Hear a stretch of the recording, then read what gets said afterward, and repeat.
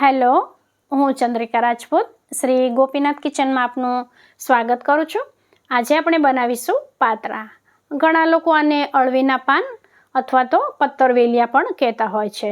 આજે મેં બે પ્રકારના પાતરા બનાવ્યા છે. એક આપણે નોર્મલ કાયમ બનાવતા હોઈએ અને એક રસ પાતરા. તો ચાલો આને બનાવવાનું શરૂ કરીએ. તો પાનને આવી રીતે પાણીમાં સારી રીતે ધોઈ લેવાના છે અને પછી આને પાણી નીતરવા માટે આપણે રાખી દઈશું. પાણી નીતરી જાય પછી આપણે બધા પાનમાંથી નસો કાઢી લેવાની છે. અહીંયા મેં બધા પાનમાંથી નસો કાઢી અને પાન તૈયાર કરીને રાખી દીધા છે. હવે આ પાન મીડિયમ સાઇઝના પાન છે એટલે આમાં વધારે પડતી નસો નથી કાઢવાની. એક વચ્ચેની નસો અને બંને બાજુની બે નસો હોય એટલી જ કાઢવાની છે. બાકી જે નાની નસો હોય એના પર આવી રીતે વેલણ ફેરવી દેવાનું છે, જેથી કરીને એ નસો દબાઈ જાય અને આપણને બીડા વાળવામાં સરળતા રહે. બીડું વાળ્યા પછી આમ ખુલી ના જાય. ખાસ એટલા માટે જ આપણે વેલણને ફેરવવાનું છે. તો બધા પાત્રા પર આવી રીતે વેલણ ફેરવી દઈશું. અને ત્યારબાદ હવે આમાં જે આપણે ખીરું લગાવવાનું છે એ આપણે તૈયાર કરી લઈએ. તો આના માટે એક મોટું બાઉલ લઈશું. એમાં 3 વાટકી જેટલું આપણે બેસન લઈશું. અહીંયા મેં જે પાન લીધા છે એ 22 નંગ જેટલા પાન છે, તો એના માટે હું 3 વાટકી બેસન લઈશ. અને જો તમને એવું લાગે તો બેસન થોડું વધારે લઈ લેવાનું, જેથી કરીને ઘટે નહીં. હવે એમાં સ્વાદ પ્રમાણે મીઠું ઉમેરી દઈશું. 3 ચમચી મરચું પાવડર ઉમેરી રહી છું, કારણ કે આ મરચું બહુ તીખું નથી. તમે તમારા સ્વાદ પ્રમાણે ઉમેરી શકો છો. હવે 1 ચમચી હળદર પાવડર, 1 ચમચી ધાણા જીરું પાવડર અને થોડી હિંગ, અને ત્યારબાદ 1 ચમચી અજમો લઈ હાથથી ક્રશ કરીને ઉમેરી દઈશું. આપણે બેસનની આવી રીતે કોઈ પણ રેસીપી બનાવતા હોય ફરસાણને લગતી, તો એમાં આપણે ખાસ કરીને અજમો ઉમેરવાનો જ. હવે આમાં 4 થી 5 નંગ મરચાં, લીલા મરચાં અને આદુનો એક મોટો ટુકડો લઈ અને મેં ખાંડી લીધું હતું એ ઉમેરી દઈશ. તો 2 ચમચી જેટલા આદુ મરચાંની આ પેસ્ટ છે. અને હવે આમાં 1 ચમચી ગરમ મસાલો ઉમેરી દઈશ. અને ત્યારબાદ આમાં આપણે ખટાશ અને ગળપણ માટે આંબલી અને ગોળને ઉકાળી અને આવું ચટણી જેવું તૈયાર કરી દેવાનું. તો અહીંયા હું 4 ચમચી જેટલું આમાં ઉમેરી દઈશ. અળવીના પાનમાં ખટાશ માટે ખાસ કરીને આંબલીના રસાનો જ ઉપયોગ કરવાનો, જેથી કરીને ખાવામાં સ્વાદિષ્ટ લાગે. અને હવે આમાં 1 પાવડી જેટલું શીંગ તેલ ઉમેરી દઈશ, જેથી કરીને આ સોફ્ટ બને. હવે આ બધું હાથથી હું સારી રીતે મિક્સ કરી લઈશ. અને ત્યારબાદ આમાં આપણે જેટલી જરૂરિયાત લાગે એ પ્રમાણેનું પાણી ઉમેરતા જઈશું. અને પાણી થોડું થોડું જ ઉમેરતા જઈશું, જેથી કરીને આમાં લમ્સ કે ગઠ્ઠા ના થાય. તો આવી રીતે થોડું થોડું પાણી ઉમેરતા જઈશું અને આપણે સરસ મજાનું આપણે જેવું જોઈએ એ પ્રમાણેનું આપણે બેટર તૈયાર કરી લેવાનું છે. તો શરૂઆતથી થોડું વધારે પાણી નહીં નાખી દેવાનું, કારણ કે જો બેટર ઢીલું થઈ જાય તો પછી આપણે બેસન ઉમેરવું પડે. તો આવી રીતે થોડું થોડું પાણી ઉમેરી અને બેટર તૈયાર હું કરી લઈશ.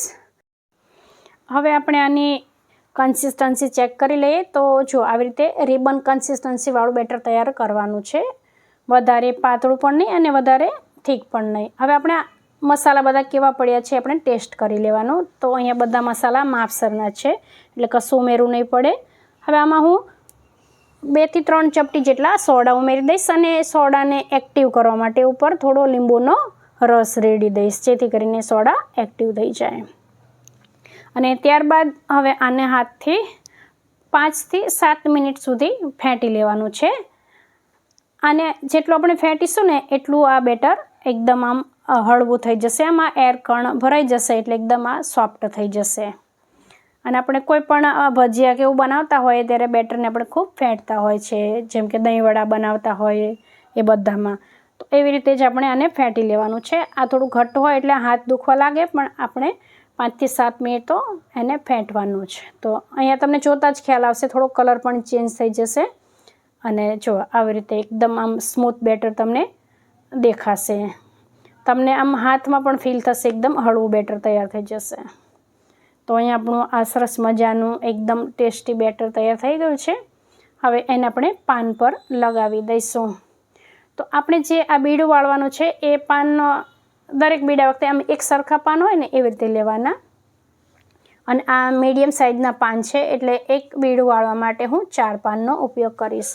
અને પાનને આવી રીતે રાખવાના, સામસામી બાજુ રાખી દેવાના. 2 પાન આમ રાખવાના અને 2 આમ સામેની બાજુ આવી રીતે રાખીએ ને એટલે આપણું આમ લંબચોરસ જેવું તૈયાર થઈ જશે.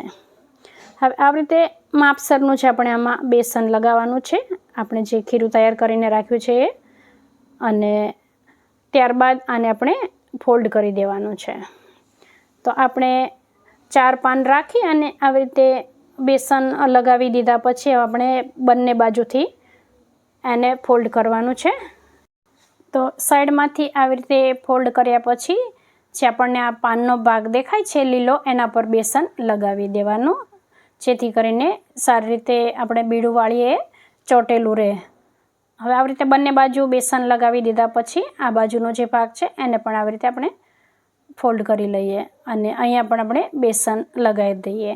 જે આપણને પાન બેસન લગાવ્યા વગરનું લાગે ત્યાં આપણે આવી રીતે લગાવી દેવાનું. અને હવે આવી રીતે આપણે ટાઈટ રોલ તૈયાર કરી લેવાનો છે. અને હવે જે સામેની બાજુ છે એને પણ આવી રીતે આપણે વાળી દેવાનું છે.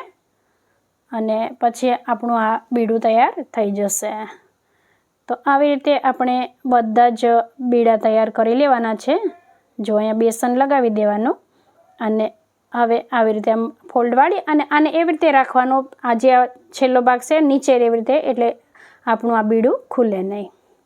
તો જો અહીંયા આપણું સરસ મજાનું આ બીડું તૈયાર થઈ ગયું છે. આવી રીતે આપણે બધા જ બીડા તૈયાર કરી લેવાના છે અને પછી આને આપણે વરાળથી બાફવાના છે. તો આપણે તપેલામાં ગરમ પાણી થવા માટે રાખી દીધું છે. હવે એક કાણાવાળી પ્લેટ પર હું તેલ લગાવી દઈશ અને આને આપણે બીડા બધા એ પ્લેટ પર રાખી અને વરાળથી આપણે બાફી લઈશું. તો આને બફાતા 20 મિનિટ જેટલો સમય લાગશે, એટલે ગેસની ફ્લેમ મીડિયમ રાખી અને આને હું મોટા તપેલામાં બાફી રહી છું. પણ જો તમે નાના સ્ટીમરમાં બાફતા હોય તો એમાં થોડો ઓછો સમય લાગશે અને તમે ગેસની ફ્લેમ કેવી રાખી છે એના પર પણ આધાર છે. તો જ્યાં સુધી આપણે બફાઈ ના જાય સારી રીતે આ પાત્રા, ત્યાં સુધી આપણે એને બાફવાના છે. તો 20 મિનિટ થઈ ગઈ છે, હું ચેક કરી લઉં.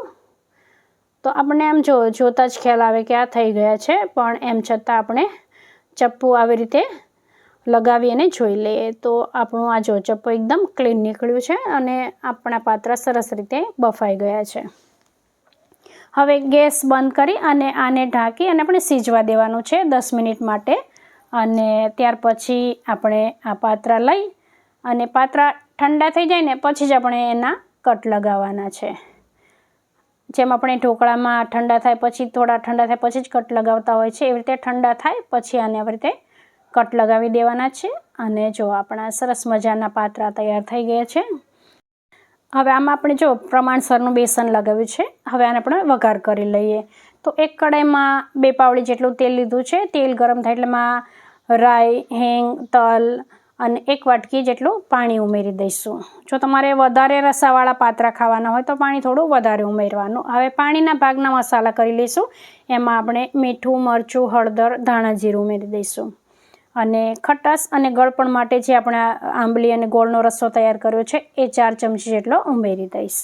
અને હવે આ પાણી ઉકળે એટલે એમાં આપણે 1 થી 1.5 બીડા જેટલું એને આપણે કટ કરીને રાખ્યું છે એ ઉમેરી દઈશું. અહીંયા જેટલા પાણીમાં સમાય એટલા જ બીડા આપણે એટલા જ આ પાત્રા લેવાના છે. તો હવે આને આપણે ખાલી 30 સેકન્ડ જેટલું આપણે મીડિયમ ફ્લેમ પર ઢાંકી અને થવા દઈશું, જેથી કરીને જે આ રસો આપણો છે એ પાત્રામાં શોષાઈ જાય. તો હવે આપણે અડધી મિનિટ થઈ ગઈ છે. હવે જોઈ લઈએ. જો હવે આની ઉપર આપણે કોથમીર ભભરાવી દઈશું અને આ ઠંડા થાય પછી જ ખાવાના છે, ગરમા ગરમ નથી ખાવાના. હવે તમે જોઈ શકો છો આ રસદાર પાત્રા આપણા તૈયાર થઈ ગયા છે.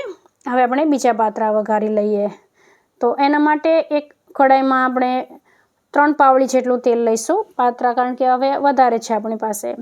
અને એમાં રાઈ, હિંગ અને 2 ચમચી જેટલા તલ અને મીઠા લીમડાના પાન, આટલી વસ્તુથી આપણે વઘાર કરીશું. અને ખાલી કલર લાવવા માટે આપણે અડધી ચમચી હળદર ઉમેરી દઈશું વઘારમાં. અને હવે આમાં આપણે પાત્રા ઉમેરી દઈશું. અને બધા પાત્રા ઉમેરી દીધા પછી આપણે આને આવી રીતે ઉછાળી અને વઘાર સાથે મિક્સ કરવાના છે. આને આપણે ચમચાથી મિક્સ કરીશું તો તૂટી જશે, પણ આવી રીતે ઉછાળીને વઘાર સાથે સારી રીતે મિક્સ કરી લેવાના. જો તમને થોડા વધારે ક્રિસ્પી ગમતા હોય તો વધારે વાર ગેસ પર રહેવા દેવાના. હવે આમાં આપણે બારીક સમારેલા ધાણા અને કોપરાનું છીણ ઉમેરી દઈશું અને મિક્સ કરી લઈશું. હવે આપણા બંને પાત્રા તૈયાર થઈ ગયા છે. હવે આને સર્વિંગ પ્લેટમાં સર્વ કરીશું. તો અહીં આપણા આ રસ પાત્રા પહેલાં આપણે સર્વ કરી દઈએ.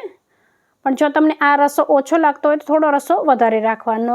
આ પાત્રા એવા છે કે આની જોડે હવે બીજી કોઈ ચટણીની કેમ જરૂર નહીં પડે, બહુ જ ખાવામાં સ્વાદિષ્ટ લાગે છે. હવે આપણે બંને પાત્રા સર્વ થઈ ગયા છે. ઉપર આપણે કોથમીરથી ગાર્નિશ કરી લઈશું. તો પાત્રા તો તમે બનાવતા હશો, પણ આવી રીતે જો રસ પાત્રા ના બનાવતા હોય તો એક વખત જરૂરથી ટ્રાય કરજો. તમને ખાવાની મજા આવશે. એકદમ આમ સોફ્ટ પાત્રા, તમારે કોઈ ચટણીની પણ જરૂર નહીં પડે. તો જો તમને મારી આ રેસીપી ગમી હોય તો વિડીયોને લાઇક કરજો, ફ્રેન્ડ્સ અને ફેમિલી સાથે શેર કરજો.